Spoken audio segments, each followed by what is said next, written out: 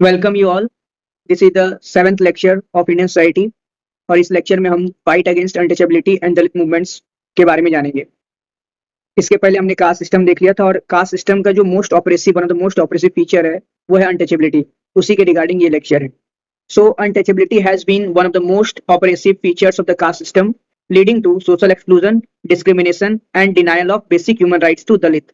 अब caste system में जो अनटचेबिलिटी है, इसी कारण क्या हुआ? सोशल एक्सक्लूजन हुआ, दलित का डिस्क्रिमिनेशन हुआ एंड उनको बेसिक ह्यूमन राइट से डिनाई कर दिया गया। It affected access to temples, education, public spaces, water sources and opportunities for social mobility। ठीक है। The struggle against untouchability became a major social reform movement in modern India and remains an important issue even today। तो ये जो struggle है against untouchability, ये एक बहुत बड़ा सोशल रिफॉर्म बन के उभरा और आज भी ये one of the important issue है। ठीक है। So the fight against untouchability represents India's journey from social exclusion to constitutional equality। क्योंकि हमने देखा हमारे पास में एंशिएंट में क्या था, सोशल अनटचेबिलिटी के नाम पे एक सोसाइटी जो है, सोसाइटी का ही एक पार्ट जो है सोशली एक्सक्लूडेड हो गया था। बट कॉन्स्टिट्यूशन ने उनको राइट दिया, right to equality, right to have a dignified life, जिसके कारण हम जो है, हमारी सोसाइटी जो है सोशल एक्सक्लूजन से कॉन्स्टिट्यूशनल इक्वालिटी की तरफ बढ़ रही है। इसी उसको भी हम देखते हैं। Gandhi versus Ambedkar on caste and untouchability, दोनों का क्या मत था कास्ट और अनटचेबिलिटी को लेके और उनका क्या अप्रोच था वो भी हम जानेंगे। Mahatma Gandhi approach. Gandhi believe that untouchability was a moral evil and could be removed through change of heart, non violence and social reform. Gandhi मानते थे कि ये जो अनटचेबिलिटी है ये एक मोरल एविल है और ये जो है नॉन वायलेंस, सोशल रिफॉर्म्स और हृदय परिवर्तन से ही इसको हटाया जा सकता है। जबकि अंबेडकर क्या मानते थे? Ambedkar believe that caste and untouchability very structural problem, ये एक स्ट्रक्चरल प्रॉब्लम है जिसको हटाने के लिए लीगल, पॉलिटिकल और इंस्टीट्यूशनल रिफॉर्म्स की आवश्यकता है। गांधी ने वर्ण सिस्टम को एक्सेप्ट किया but in a non hierarchical form, but strongly opposed untouchability. यानी गांधी वर्ण सिस्टम के फेवर में थे, अनटचेबिलिटी के खिलाफ थे। जबकि अंबेडकर का मानना था कि दोनों कास्ट और वर्ण दोनों कंप्लीटली डिसमेंटल होना चाहिए टू अचीव इक्वालिटी। गांधी जो है वो सोशल हार्मनी को प्रमोट करना चाहते थे through constructive work, temple entry movements, upliftment of the Harijans. यानी गांधी का अप्रोच अगर देखें तो गांधी जो है वो मोरली लोगों को अवेयर करना चाहते थे। जबकि अंबेडकर का जो अप्रोच है वो कॉन्स्टिट्यूशनल अप्रोच है। He emphasized constitutional rights, education, political representation and self respect for Dalits. जैसे गांधी जो है वो सेपरेट इलेक्टोरेट फॉर दलित उसकी उसका अपोज करते थे and supported the Poona pact 1932 to preserve the national unity, ताकि नेशनल यूनिटी बनी रहे। जबकि अंबेडकर जो है वो डिमांड करते थे separate electorates to ensure an independent political voice for Dalits. ठीक है। Gandhi believe Hinduism should be reformed from within rather than rejected. तो गांधी का मानना था कि हिंदुइज्म में जो भी कमियां हैं उसको रिफॉर्म की आवश्यकता है। ठीक है। जबकि अंबेडकर जो है वो caste based Hindu social order को रिजेक्ट किया और साथ ही उन्होंने 1956 में बुद्धिज्म को एम्ब्रेस भी किया as a path of equality and dignity. उनकी किताब है annihilation of caste 1986, remains one of the strongest critic of the caste system. तो गांधी का मानना क्या था? Gandhi sought social reform through moral transformation and unity, जबकि Ambedkar sought social justice through constitutional democracy and structural transformation. ये बहुत इंपॉर्टेंट है, UPSC इस पे क्वेश्चन पूछती है दोनों के अप्रोच को लेकर। तो गांधी का मानना है, गांधी का क्या चाहते हैं? Reform through social transformation, moral transformation through unity. जबकि अंबेडकर का मानना है थ्रू रिफॉर्म थ्रू और social justice through constitutional democracy, structural transformation. ठीक है। अब हम समझते हैं कुछ हिस्टोरिकल फेजेस देखते हैं दलित असर्शन का। इस दलित के जो अधिकारों की बात आई, इसका कहां से स्टार्ट हुआ वो सब समझते हैं। सबसे पहले कॉलोनियल फाउंडेशन देखते हैं। कॉलोनियल फाउंडेशन मींस जब हमारा देश आजाद गुलाम था उस समय क्या क्या दलित असर्शन को लेकर मूवमेंट हुए। उसमें सबसे पहला नाम आता है ज्योतिबा फूले और सावित्रीबाई फूले का। उन्होंने दे founded the Satyashodhak Samaj in 1873 to challenge the Brahminical domination and promote social equality, and opened the first school for girls and untouchables, making education a tool for social emancipation। तो उन्होंने सामाजिक उत्थान करने के लिए एजुकेशन का रास्ता चुना। तो सबसे पहले उन्होंने सत्यशोधक समाज का फाउंडेशन किया 1873 में, ताकि ब्राह्मणिकल डोमिनेशन को चैलेंज किया जा सके और सोशल इक्वलिटी को प्रमोट किया जा सके। और वहीं पे उन्होंने सबसे पहले गर्ल्स के लिए पहला स्कूल खोला, अनटचेबल्स के लिए खोला, ताकि एजुकेशन के माध्यम से उनका उत्थान किया जा सके। तो उन्होंने क्या क्या, from them education became the first instrument of Dalit empowerment. उसी समय उसके बाद अंबेडकर आए अंबेडकर ने क्या किया, led the Mahar Satyagraha in 1927 demanding equal access to public water resources. Mahar Satyagraha में क्या था, एक तालाब था जहाँ पे वाटर एक्सेस को लेके रेस्ट्रिक्शन थे। तो अंबेडकर जी ने क्या किया, एक लोगों को, दलित लोगों को इकट्ठा किया और वहां के पानी को एक्सेस करने के लिए मूवमेंट चलाई। यही मूवमेंट था महार सत्याग्रह 1927 में। Then he negotiated the Poona pact in 1932 which provided reserved legislative seats for Dalit and ultimately converted to Buddhism in 1956, inspiring millions to reject the caste discrimination. So Ambedkar transformed the Dalit assertion into a constitutional movement. उन्होंने constitutional movement में दलित assertion को convert किया। एक नाम और आता है Periyar EV Ramaswamy का। He launched the self-respect movement in South India to challenge the caste hierarchy and Brahminical dominance, promoted rationalism, self-respect and social equality. So Periyar attacked caste through social reform and rational thoughts. ठीक है। इसके बाद हम देखेंगे post independence के बाद दलित assertion कैसा रहा। तो पोस्ट इंडिपेंडेंस रेडिकलिज्म, इसमें सबसे पहला नाम आता है दलित पैंथर्स।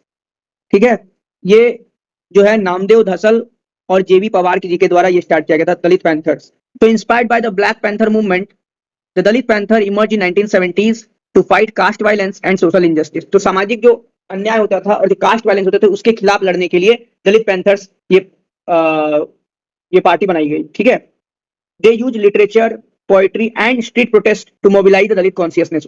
उसके लिए क्या करते थे, लिटरेचर का, साहित्यों का यूज करते थे, पोएट्री का यूज करते थे, स्ट्रीट प्रोटेस्ट करते थे ताकि दलित कॉन्शियसनेस को मोबिलाइज कर सके। तो Dalit assertion become more militant and politically conscious.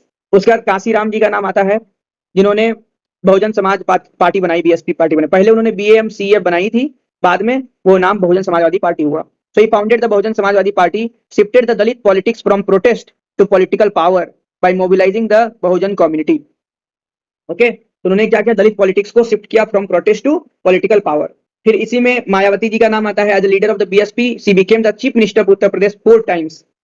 Her leadership demonstrated that Dalits could successfully occupy the highest political offices. So Dalit political empowerment became a practical reality. Okay. Now अब modern, अभी के समय में कुछ दलित movements चल रहे हैं, उसको भी हम देखना है। जैसे हिस्टोरिकल रिक्लेमिंग, जैसे Dalit are reclaiming forgotten histories to strengthen collective identity. Example Bhima Koregaon commemoration symbolizes Dalit courage and resistance. तो अब क्या हो रहा है, हिस्टोरिकल रिक्लेम किया जा रहा है दलितों के द्वारा कि हमारी भी एक हिस्ट्री रही है।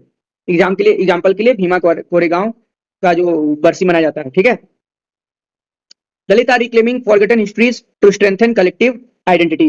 Then educational justice, Rohith Vemula case में क्या होता है, एक नेशनल डिबेट छिड़ता है against the caste discrimination in higher education. तो that is the institutional discrimination in universities has become an important issue. ये है एजुकेशन जस्टिस में भी मूवमेंट्स होते हैं। ठीक है, then refusal of traditional labour, जैसे Dalit increasingly reject hereditary occupation impose by caste. जो कास्ट के द्वारा जो हेरिडेटरी ऑक्यूपेशन जो इम्पोज किया गया था उसको रिजेक्ट करते हैं कौन, दलित। एग्जाम्पल के लिए ऊना मूवमेंट जो 2016 में हुआ था, protested against forcing Dalit into handling the cattle carcasses. Then digital activism भी हो रहा है अभी दलित असर्शन में, मॉडर्न दलित मूवमेंट्स में, जैसे सोशल मीडिया, जैसे hashtag Dalit lives matter highlighted the caste discrimination on digital platforms. Social media has amplified Dalit voices and exposed the discrimination. ठीक है, लेकिन अब दलित मूवमेंट्स में क्या लिमिटेशन है वो समझते हैं, क्यों दलित मूवमेंट सक्सेस नहीं हो पा रहा है। इसके बहुत सारे कारण हैं।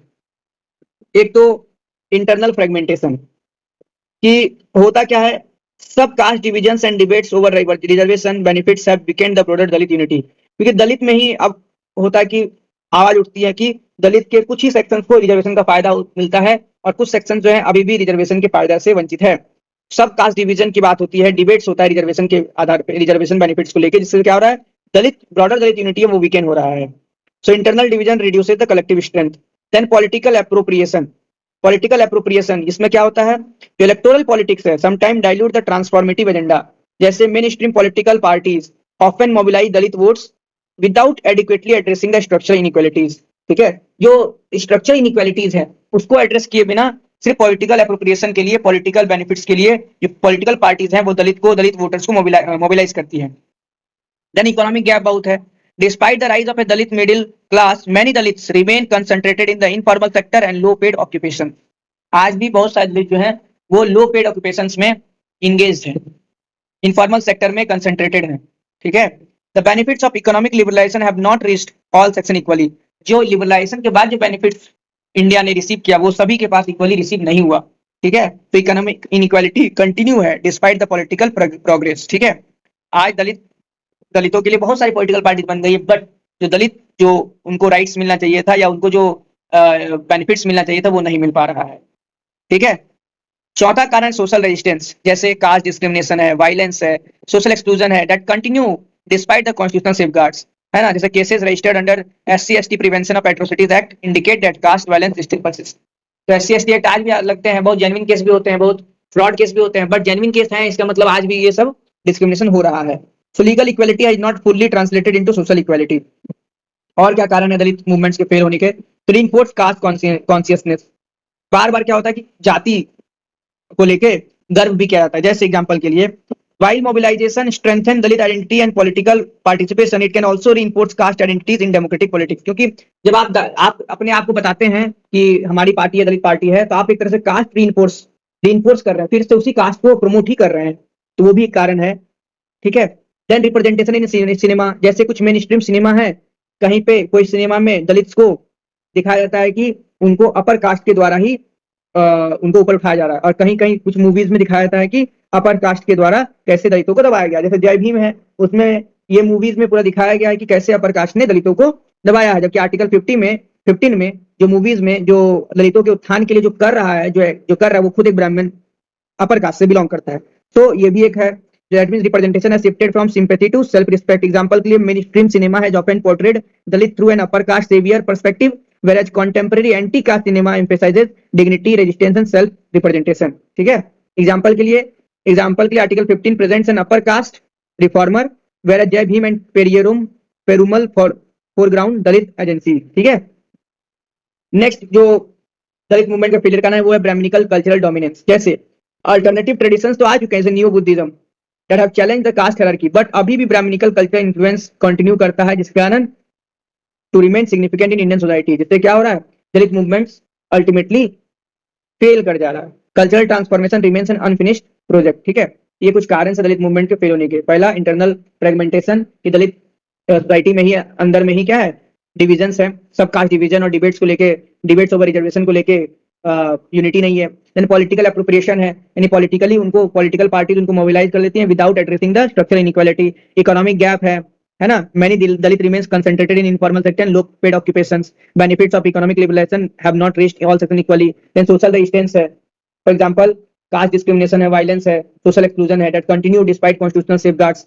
फिर रीइंफोर्स कास्ट कॉन्शियसनेस, तो इससे क्या हो रहा है, जब while mobilisation strengthen Dalit identity and political participation, it can also reinforce caste identity and democratic politics.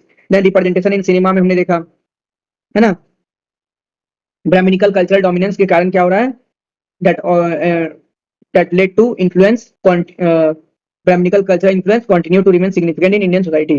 ठीक, थैंक यू।